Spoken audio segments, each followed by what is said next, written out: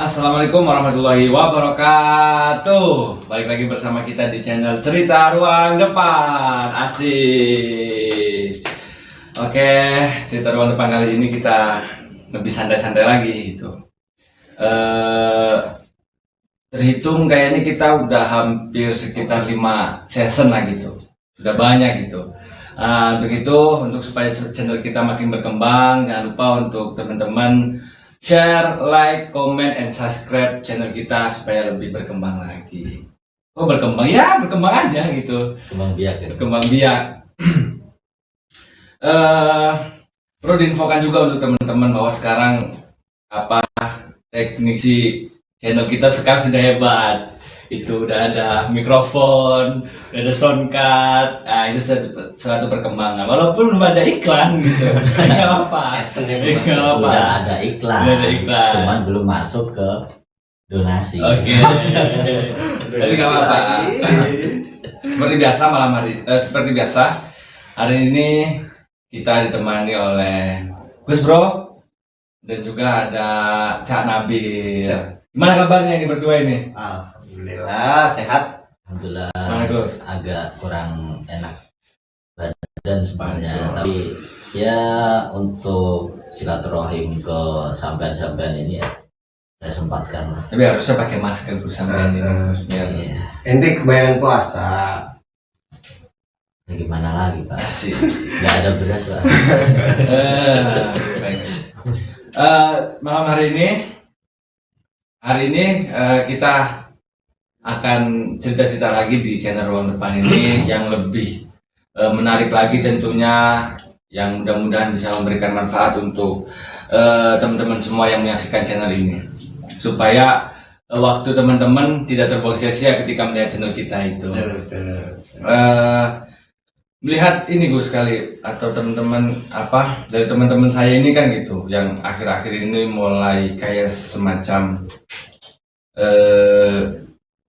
dia menikmati channel kita gitu, sehingga akhirnya dia bertanya tentang proses kehidupan gitu Gus. Kata beliau itu coba dong masukin ke channel gitu, barangkali Gus Bro bisa menjawab tentang apa istilahnya proses-proses dalam kehidupan ini kan gitu. Kadang-kadang kan ada manusia ini gitu, atau orang-orang gitu kan pengennya itu lebih kepada hasilnya gitu, tapi dia tidak mengikuti pada prosesnya. Itu mungkin terjadi di era sekarang gitu Gus. Kita pengen instan dan lain sebagainya kan gitu, karena memang zaman yang menuntut untuk itu. Tapi tentunya kan sebagai manusia tidak juga lupa untuk mencapai ke proses kesuksesan itu, kita harus ada proses sebelumnya gitu Gus. Gitu Pak. Ini Rebutan. Nah. Satu siapa dulu? Oke, lanjut. Pas kita dulu. Jadi kalau misalnya udah monggo Gus, berarti sampai ya. Santai bro. Mungkin ini ya, kayak adakah kewajiban lain selain menghamba gitu? Ini kan wujud daripada proses Gus, karena yang tadi ditanyakan adalah tentang kayak kegelisahan hati, mungkin sih lebih kepada kegelisahan hati gitu. Mungkin itu Gus. Menghamba kemana dulu nih? Ya tentunya kepada Tuhan lah. Gitu. Masa kan baik zaman saat ini menghambanya ke manusia. Nah iya, prosesnya itu Gus, ada prosesnya. Nanti mungkin kita akan bahas yang lainnya juga gitu. Kalau hostnya ini kayaknya gua kira terlalu buru-buru ya. Terlalu buru-buru ya? Untuk minta dijawab pertanyaannya. Karena ini pesanan Gus. Jadi pertanyaan pesanan ini. Iya, pertanyaan pesanan. Enggak, maksudnya kan. Tapi ya betul Di sini kan betul. juga ada Cak Nabil. Betul. Mungkin Wah, dia ngeri bisa kali. menceritakan pengalaman Betul. terkait proses kehidupannya kan. Gitu kan. Mungkin dia punya kisah-kisah yang perlu kita ulik. Enggak ada kayaknya sih bro. Tapi menarik Gus. Karena kan ya salah satu mungkin dari kita juga kan kayak butuh lah gitu kan, kayak untuk proses dalam kehidupan ini seperti apa, perjalanan proses kita sampai di titik ini seperti apa, juga perjalanan podcast ini gitu untuk mencapai AdSense itu kan seperti apa. Jadi kayak seperti itu. Oh dari Gus Nidom atau Cak Nabil sendiri gitu, ada pandangan apa terkait proses gitu? Ya karena memang saya pengen jawabnya itu dari perspektif keislaman, agama ya. Mungkin saya menjawabnya dari sudut pandang itu aja sih. kita sering, dan mungkin juga sebagian dari kita sudah pada tahu gitu loh, kalau dalam agama kita itu ada trilogi yang di situ mungkin bisa menggabungkan nilai-nilai dalam keislaman. Itu pertama kan ada Islam, ada iman, dan ada ihsan. Kita Islam saja itu belum lengkap tanpa ada iman. Kita iman saja dan Islam saja tanpa ada ihsan itu juga belum lengkap. Artinya 3 trilogi ini harus menjadi satu kesatuan yang utuh gitu loh. Kan ini juga nantinya 3 trilogi ini ketika sudah menjadi satu kesatuan yang utuh itu kan nanti akan mencapai hasil. Makanya kan prosesnya harus melewati 3 trilogi tadi untuk mencapai tujuan dari kehidupan itu sendiri. Kalau kita kupas Islam itu apa sebenarnya gitu. Kalau gampangannya kan yang selama ini kita tahu adalah Islam adalah antasyhada alla ilaha illallah wa anna muhammadar rasulullah kan gitu. Terus ada iqamis shalah, ita'iz zakah, terus shaum Ramadan, terus haji atau hijrul baiti man istata'a ilaihi sabila kan itu. Artinya kan itu sebuah apa ya istilahnya proses dalam melakukan pengakuan dia Islam atau enggak, atau artinya, untuk mencapai Islam yang sempurna. Iya, artinya kan harus dibuktikan dengan amal gitu loh. Makanya kan kalau iman saja, iman kan artinya mempercayai Allah, Rasulullah, malaikat dan sebagainya itu yang ada di rukun iman.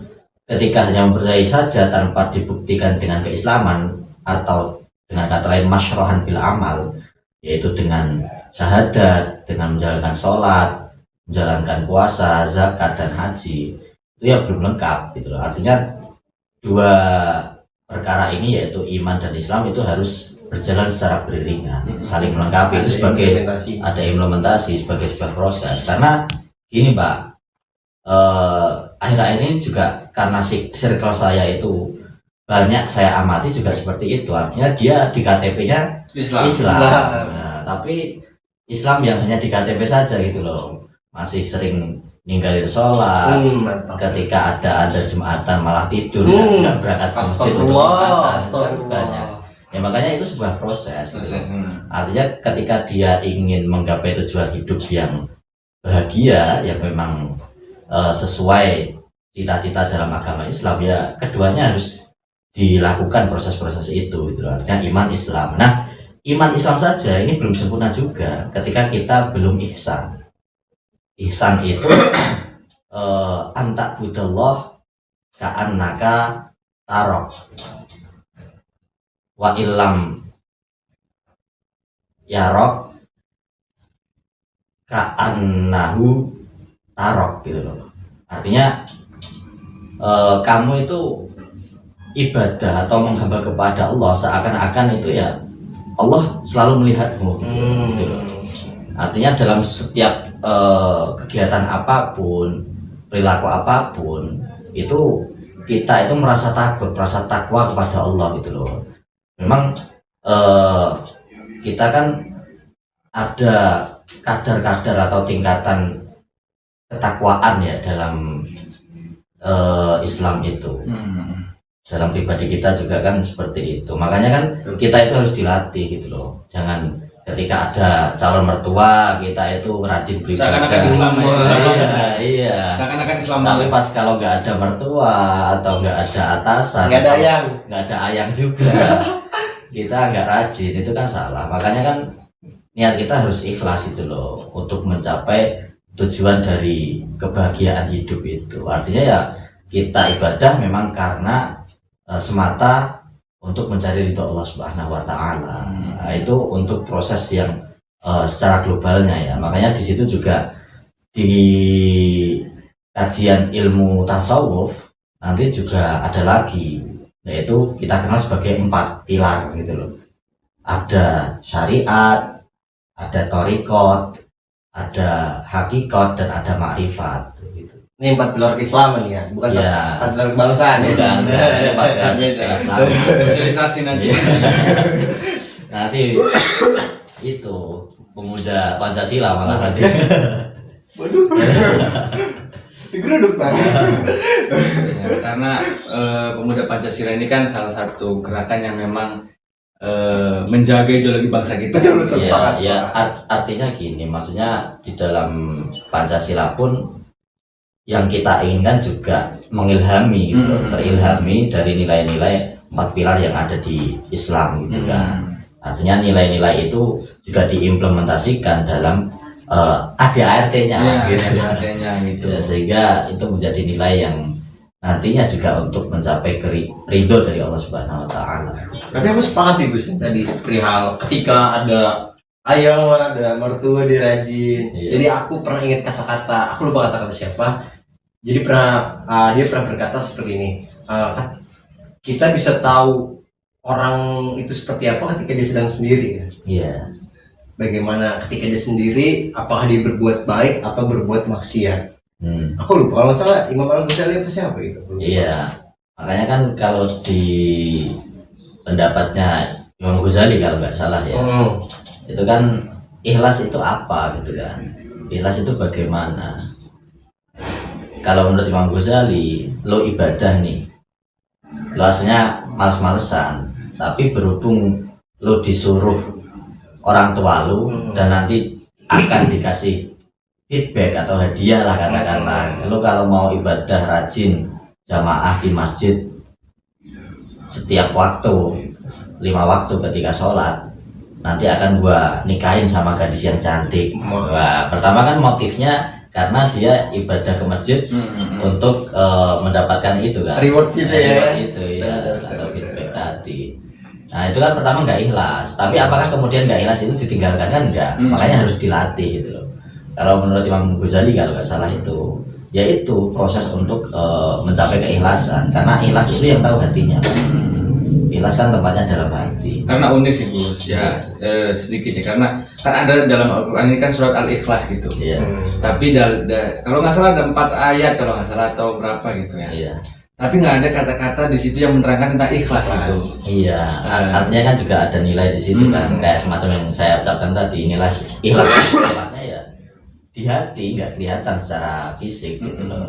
Sama kayak ikhlas tadi kan, nggak ada kata-kata al-ikhlas tapi dinamai al-ikhlas. Mungkin filosofisnya adalah ikhlas itu ya tidak terucap lah gitu, maksudnya ya kita melakukan sesuatu ya tanpa mengharapkan apapun. Namun tadi ada tafsiran daripada Imam Al-Ghazali kan gitu. Iya. Untuk mencapai proses keikhlasan ini kan butuh yang namanya proses lah gitu. Belajar dan dilatih. Mungkin kira-kira seperti itu kan Gus. Iya. Gua melihatnya sih dari pendapat Imam Ghazali itu bagaimana untuk melatih mencapai keikhlasan itu tadi. Artinya memang motif pertama untuk orang yang tidak ikhlas itu ya seperti itu, dengan motif duniawi dulu lah. Nanti dibiasakan. Akhirnya itu kemudian menjadi kebiasaan yang awalnya motifnya itu duniawi menjadi motif ukhrawi gitu loh. Artinya dia biasa, dia sudah nggak menginginkan reward tadi yang berupa wanita cantik, tapi dia mendapatkan kenikmatan atau kebahagiaan ataupun ketenangan hati dalam ibadah tadi. Akhirnya lillahi ta'ala. Akhirnya lillahi ta'ala. Seperti itu Proses lah, proses gitu loh. Tapi kembali lagi ke pembahasan terkait syariat, thariqat, hakikat dan marifat tadi juga unik Pak. Artinya ketika kita kaji dalam ilmu tasawuf itu sebuah proses. Artinya ketika seseorang ingin menggapai kepada tingkatan yang tinggi itu harus berproses.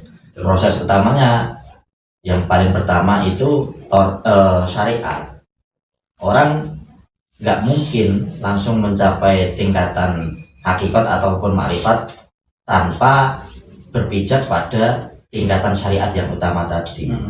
Itu harus berjalan beriringan. Ibarat kata gini nih, kita mau naik tangga, tangganya jumlahnya ada 4 lah katakanlah. Kan nggak mungkin seseorang itu langsung berpijak ke anak tangga nomor 4 yang paling atas, nggak mungkin, harus berproses. Nanti kan jatuh kalau seperti itu. Artinya ya harus dari anak tangga 1, anak tangga 2, anak tangga 3, sehingga sampai ke tujuan akhir anak tangga nomor 4. Tapi cuma nanya dikit, ada nggak kira-kira jalur akselerasi Gus? Kan kalau sekolah-sekolah apa nih, pinter nih langsung dari SD tiba-tiba udah ke SMP, baru kelas 4 SD naik ke SMP itu jalur akselerasi. Sebenarnya itu ada ya. Tapi tetap ketika sudah ke jalur mencapai puncak, katakanlah makrifat, itu tetap orang yang sudah mencapai tingkatan itu tetap ada pijakan dari syariat. Ya meskipun itu akselerasi, dia secara syariat biasa-biasa aja, tiba-tiba dipilih oleh Allah menjadi seorang wali yang majdub, katakanlah sampai mencapai tingkatan makrifat, itu ada. Tapi kan itu hal yang nggak bisa kita pilih gitu loh. Artinya itu memang sudah anugerah dari Allah Subhanahu Wa Taala. Makanya kan untuk proses kehidupan dalam Islam, artinya kita makrifatullah lah, kita lebih mengenal Allah, itu ya lewat jalur 4 tadi. Ada pertama syariat, ada thariqat, ada hakikat, ada makrifat. Ketika kita cerita tentang kewalian itu juga menarik, Pak. Yang ini kemudian juga banyak yang disalahpahami tadi. Ya katakanlah yang dikatakan host tadi kan, orang sekarang itu lebih seneng instan gitu, langsung mencapai hasilnya tanpa melalui proses yang panjang gitu, yang susah. Makanya kan sedikit dipotong ya. Ya. Kenapa saya katakan seperti itu? Ini terjadi mungkin adanya gerakan-gerakan kayak dalam Islam ini kan kayak ada gerakan-gerakan yang timbul mengkafirkan, langsung statement mengkafirkan, membid'ahkan dan sebagainya. Mungkin terjadinya ketika kita belajar secara Islam ini dikhawatirkan nanti akan arahnya ke situ, Gus, karena dia tidak paham alur ceritanya seperti apa, kenapa kita harus misalnya kayak bertawasul, ziarah kubur dan sebagainya gitu. Dia langsung belajar pada puncaknya, pada intinya bahwa kita harus kembali ke Al-Quran dan hadis gitu. Dia melupakan bahwa ada ijma, ada qiyas dan sebagainya. Saya kira seperti itu sih, Gus. Ya makanya kalau dalam proses ini tadi, dalam Islam itu kan harus ada guru, Pak. Makanya di tasawuf itu kan ada mursyid ya. Ya kita sebagai orang yang berproses itu murid atau salik gitu kan.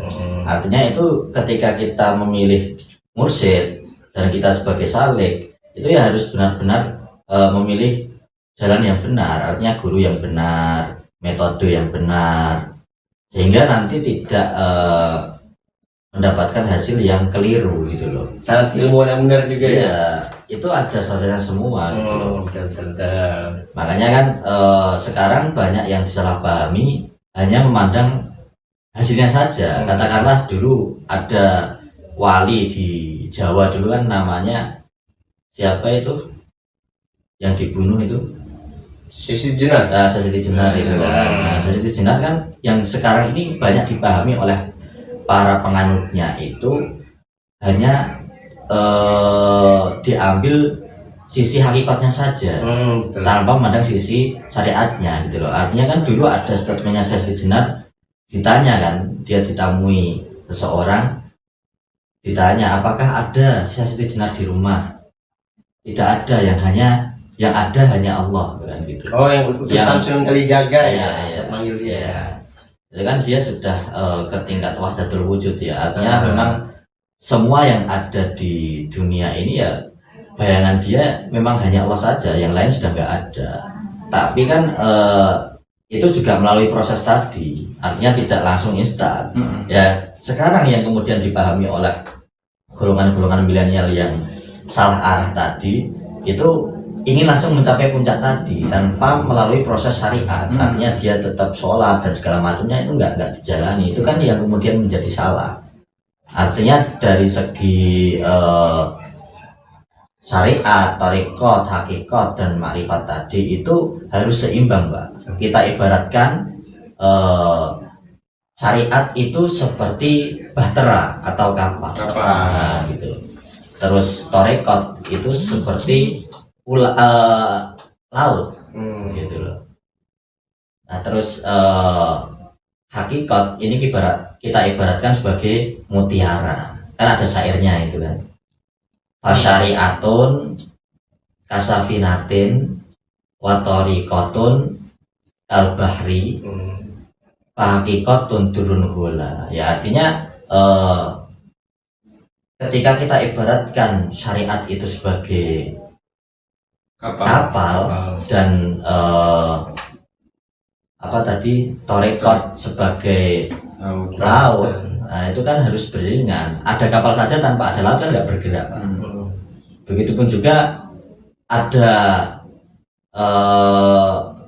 laut nggak ada kapal ya nggak jalan juga. Dan itu untuk mencapai tujuan tadi turun gula, untuk menggapai mutiara. Mutiara itu tujuan atau hasil yang kita idam-idamkan selama ini. Itu mungkin seperti itu. Atau sederhananya mungkin inilah hasil laut lah ya gitu. Ya, hasil laut. Ya mungkin mutiara kan satu hal yang mahal gitu kan. Itu sih. Ya memang harus berproses secara benar untuk menggapai tujuan kehidupan ini kan. Pada intinya kan kehidupan di dunia ini yang kita cari adalah kebahagiaan dan ketenangan hidup. Nah, ketenangan hidup itu bisa dicapai ketika mendapatkan ridho dari Allah Subhanahu Wa Taala. Tandanya ridho itu gimana hidupnya? Ya berkah. Berkah ya. Iya.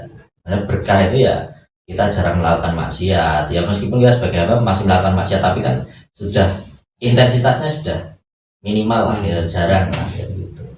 Iya Gus, tadi kan kita sampean gitu membahas terkait yang tiga pilar 4 yang iman, Islam, Oh, ihsan gitu. Kita kan pernah di segmen sebelumnya itu kan ngobrol seputar keimanan gitu ya, iman terhadap apa hal-hal yang istilahnya perkara yang goib lah gitu yang memang harus kita imani kan gitu. Nah menarik di sini kita ketika berbicara tentang Islam gitu Gus. Islam ini kan mungkin kategori adalah kegiatan yang kayak yang harus dilakukan untuk menuju keimanan gitu kira-kira Gus. Nah kan ada apa syahadat, sholat, zakat, puasa, haji. Misal Gus, ada orang yang melakukan zakat, puasa, haji, sholat tapi nggak syahadat Gus. Apakah itu dikatakan mungkin kalau misalnya dia syahadat, sholat, zakat,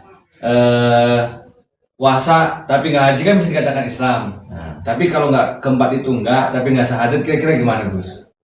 Ya makanya kan syahadat itu diletakkan nomor 1. Makanya kan sholat itu salah satu syarat bisa sah melakukan sholat itu syaratnya harus Islam terlebih dahulu. Nah Islam itu bisa dinilai atau dianggap sebagai orang Muslim itu ketika dia sudah membaca syahadat atau pengakuan lah, ikrar gitu. Syahadat ini kan membaca syahadat itu artinya ikrar gitu. Ikrar bahwasanya Tuhanku ya Allah gitu, dan Nabi Muhammad Rasulullah kan gitu. Artinya kalau pertanyaannya seperti itu ya nggak sah. Beda sama haji. Haji kan ada istilahnya ada kualifikasinya lah. Manistato'a ilaihi sabila, artinya kan bagi orang yang mampu. Kalau nggak mampu ya nggak wajib. Tapi yang mampu nggak berangkat ini juga berbahaya. Kadang-kala kan misalnya ya barangkali ada teman-teman saya gitu kan yang pengen melakukan ritualnya dulu gitu Gus, pengen sholat dulu, pengen ini dulu, barangkali pengen haji dulu gitu. Tapi nggak mengikrarkan diri bahwa membaca syahadat, mengucap syahadat, lalu kemudian dia ikrar gitu bahwa benar-benar Islam gitu. Tapi dia hanya mengikuti ritualnya aja dulu gitu, sholat dulu, zakat dulu, atau mungkin pergi haji dulu gitu. Dan tetap berarti intinya nggak sah kalau seperti itu Gus. Iya, maksudnya kan ibadah kayak semacam sholat, puasa itu kan ada salah satu syaratnya kan harus Islam. Artinya kalau dilakukan oleh bukan orang Islam ya gak sah. Syaratnya bisa sah gimana? Ya dia harus membaca syahadat dulu, harus ikrar, harus Islam terlebih dahulu. Karena kan iman itu artinya kita mempercayai gitu loh. Ibarat katakanlah seperti ini ibaratnya. Kita mencintai wanita, katakan mencintai seseorang, dalam hati kita juga sudah meyakini, mempercayai itu gitu. Tapi kan ketika lu hanya sebatas perasaan aja, sebatas meyakini, mempercayai, itu kan nggak akan dipercaya oleh perempuan yang kamu cintai tadi. Perempuan itu akan mencintai perasaanmu ke dia itu ketika kamu buktikan dengan perbuatan. misal kamu menuruti perkataannya, Ampun. dan Betul. mengasih Ampun. perhatian kan gitu. Betul. Aku jadi kan nih Kak Imam Al-Ghazali lagi nih. Iya. Katanya kan kalau apa namanya seorang yang memang mencintai ya jatuh cinta pasti dia mendengar apa kata orang yang dicintainya itu. Iya, artinya kan Ya walaupun nanti tahap ujungnya ini ya tetap cinta mahabbatullah Gus. iya Cinta ke Tuhan. tetap. Tetap. Makanya kan untuk urusan cinta itu kita itu nggak bisa menahan gelombang hati kita, gitu. Betul. Mailul kolbi lah artinya. Tapi kan sebatas mana implementasi cinta itu mailul kolbi agar tidak bertentangan dengan nilai-nilai atau kaidah-kaidah syariat. Betul. Makanya kan nanti implementasinya beda. Ketika kita ibaratkan cinta itu dengan pacaran ya nggak boleh kalau dalam Islam kan ada aturan-aturan mainnya kan gitu. Ya kalau balik lagi soal ibarat tadi, ibarat kita percaya sama Allah, kita yakin hanya di dalam hati saja tanpa kita implementasikan lewat bukti-bukti perbuatan kita ya sama aja kayak tadi. Artinya itu ya sebuah hal yang kurang lengkap gitu loh. Harus ada kesesuaian antara hati kita dengan perbuatan kita. Tapi kalau kita udah yakin nih, kita udah berbuat tapi masih nggak ada tanggapan bagaimana? Nah, itu. Makanya kan kalau dalam Islam itu dua hal yang paling pokok itu iktikad sama amaliyah kita. Iktikad itu masalah keyakinan, iman tadi. Betul. Yang paling penting itu kita iktikad dulu. Ketika iktikad sudah iman, kita harus buktikan lewat ucapan dan perbuatan dengan syahadat tadi, dengan sholat. Artinya dua hal itu ya harus sejalan, nggak boleh kita hanya milih salah satu. Makanya kan kalau dalam proses tadi ada 3 trilogi, Islam, iman, ihsan, kemudian ada 4 pilar lagi yaitu torekot, syariat, torekot, hakikat, sama makrifat. 3 dan 4 perkara tadi itu pada ujungnya itu juga berkaitan dengan masalah hawa nafsu, Pak. Makanya menurut Imam Syahrawardi, rukun Islam itu menurut dia itu hanya ada satu, yaitu qatlun nafsi bisaifil mukhalafah. Artinya membunuh hawa nafsu dengan perang perbedaan. Artinya kita melawan hawa nafsu yang sering mengajak pada keburukan itu diperangi. Makanya kan untuk tingkatan dari torekot sampai ke makrifat tadi itu kunci utamanya untuk menggapai tujuan tadi, untuk tujuan makrifatullah tadi itu ya kunci utamanya adalah melawan nafsu. Kalian baik yang mengatakan ya sebenarnya manusia itu berperang bukan dengan manusia lain ya, melainkan dengan diri sendiri ya. Iya, makanya kan sekarang ketika kita bahas masalah ramai-ramai tentang jihad yang paling utama pada masa sekarang ini adalah jihad melawan hawa nafsu tadi. Ini yang terakhir sih Gus, ini yang terakhir kali karena udah lama juga kan aku diomelin lagi sama tim kreatif. Dengerin dulu. Mungkin kan ada teman saya gitu Gus yang istilahnya tingkah lakunya itu mungkin ya apa namanya, kita kan seperti wali mungkin kali gitu ya. Seperti wali gitu. Majnun tuh. Tapi dia punya cara ibadah yang berbeda mungkin kan gitu. Nah, barangkali teman-teman juga yang lain gitu kan pengen menjadi wali gitu. Dalam artian ini yang mencapai titik apa namanya, titik makrifat gitu Gus. Kira-kira ada step-stepnya nggak Gus gitu. Barangkali ya itu teman saya mengikuti step yang ini gitu Gus. Gitu. Dia punya cara sendiri gitu kan. Ya, balik lagi kalau masalah kewalian tadi kan, ini kan berbicara soal pengarahan guru mursyid tadi, ada salib, itu juga harus ada sanad yang mutasil, artinya sanad yang jelas.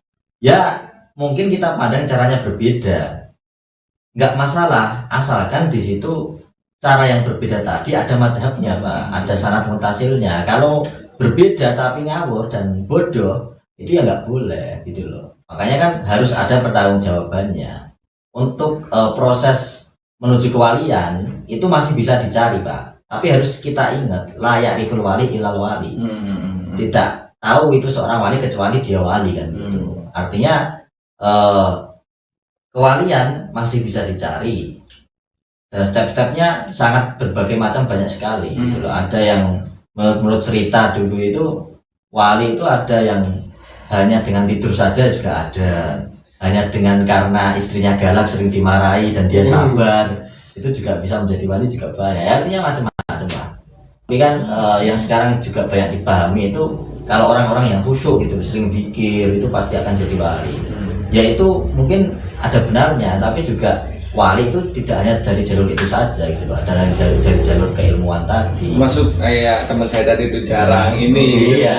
Itu temennya kita kenal ya. Ya mungkin kenal. Oke Gus, karena kita udah hampir 30 menit gitu kan, kira-kira dari Gus atau Cak Nabil gitu ada closing statement apa gitu untuk untuk hari ini, podcast kali ini? Ya artinya dari sekian banyak yang saya ucapkan tadi itu pada intinya kita sebagai hamba ya wajib menghamba dengan aturan-aturan yang sudah ditetapkan. Artinya terkait Islam, iman, ihsan, dan juga terkait syariat, thariqat, hakikat dan makrifat itu harus dijalankan semuanya. Itu kan sebuah proses untuk mencapai hasil paling puncak yaitu makrifatullah tadi. Ya meskipun itu sangat sulit juga proses-prosesnya, tapi kan kita hidup itu diniati untuk belajar. Seperti yang saya dengar dari riwayat-riwayat dulu itu ada namanya Mbah Kiai Muhammadun Pondoan Pati Jawa Tengah itu ketika kita hidup itu diniati belajar gitu loh. Andaikan kita mati itu masih dalam keadaan belajar, makanya kan itu ya mungkin itu saja sih. Dari Cak Nabil mungkin apa? Oh dikit aja sih. Jadi aku sedikit mengutip kata-katanya Nietzsche ya. Dia pernah berkata Tuhan telah mati dan kita yang telah membunuhnya. Siapakah kita? Kita adalah pembunuh dari segala pembunuh. Jadi maksudnya gini, ya sebenarnya kita sendiri nih ya, perbuatan kita, terus akibat nafsu kita itu yang membunuh Tuhan kita sendiri. Yang seharusnya kita menghamba, tapi ya dengan kelakuan-kelakuan kita yang lebih dari binatang atau setan itu sendiri ya, makanya kita ngebunuh Tuhan dalam diri kita sendiri itu aja sih. Ya oke, terima kasih atas kunjungannya pada kali. Oke, terima kasih atas kunjungannya pada kali ini. Ya, Kesempatan di siap. podcast ini kan mudah-mudahan Siap. ya kita masih mengonten lagi lah gitu Iya. karena belum ada bintang tamu lagi sebenarnya sampai saat ini gitu. Baru ya beliau-beliau ini lah yang mau mampir di channel Ruang Depan ini. Oke, terima kasih untuk teman-teman semua yang masih setia untuk mendengarkan podcast kita. Tetap sekali lagi untuk bantu channel kita dengan cara like, comment, subscribe, and share channel YouTube kita. Oke, terima kasih. Wassalamualaikum warahmatullahi wabarakatuh. Terima kasih.